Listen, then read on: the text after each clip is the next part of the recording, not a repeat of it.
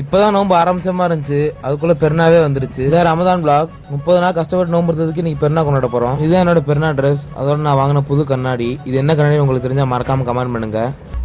குறி வச்சா இன்னைக்கு பெருநாள் தொலைக்கு வேந்தனி பள்ளிக்கு தான் போயிருந்தோம். 8 மணிக்கு தொழுகைன்னு சொல்லியிருந்தாங்க. அதோட அவசர அவசரமா கிளம்பி பெருநாள் தொலைக்கு போயாச்சு. அங்க போய் பார்த்தா 8 மணிக்கு தான் தக்பீர் கட்டவே ஆரம்பிச்சாங்க. 9 மணிக்கு தொழுகைன்னு சொல்லியிருந்தாங்க. கொஞ்ச நேரம் பயன் பண்ணிட்டு தக்பீர் கட்ட ஸ்டார்ட் பண்ணிட்டாங்க. அதோட எப்படி பெருநாள் தொழுகை தொழுகணும்னு இன்ஸ்ட்ரக்ஷன் எல்லாம் கொடுத்துட்டு தொழுகையை ஸ்டார்ட் பண்ணிட்டாங்க. அல்ஹம்துலில்லாஹ் நல்லபடியா பெருநாள் தொழுகை தொழுதாச்சு.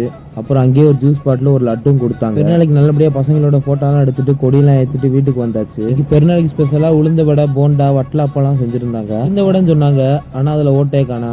ஆனா தேங்காய் சட்னி வச்சு சாப்பிட செம்மையா இருந்துச்சு. எல்லாம் சாப்பிட்டுட்டு ஒரு குட்டி தூக்கத்தை போட்டாச்சு. அதுக்குள்ளேயே மதிய சாப்பாடு செஞ்சுட்டாங்க. பெருநாள்னாலே என்ன மதிய சாப்பாடு ஸ்பெஷலா தான் இருக்கும். இன்னைக்கு மதிய சாப்பாடு என்னன்னா சிக்கன் 65, சிக்கன் பிரியாணி, மட்டன் குழம்பு தான். எனக்கு சிக்கன் பிரியாணியோட மட்டன் பிரியாணி ரொம்ப பிடிக்கும். உங்களுக்கு என்ன பிடிக்கும்னு மறக்காம கமெண்ட் பண்ணுங்க. சிக்கன் பிரியாணி இன்னைக்கு பார்க்கவே நல்லா உதிரியா சூப்பரா இருந்துச்சு. அதனால மட்டன் குழம்பு, சிக்கன் 65 எல்லாம் சாப்பிட செம்மையா இருந்துச்சு. ஒரு சிலருக்கு இது பிடிக்காது, சிக்கன் பிரியாணியோட தாளிச்சாவை சாப்பிட.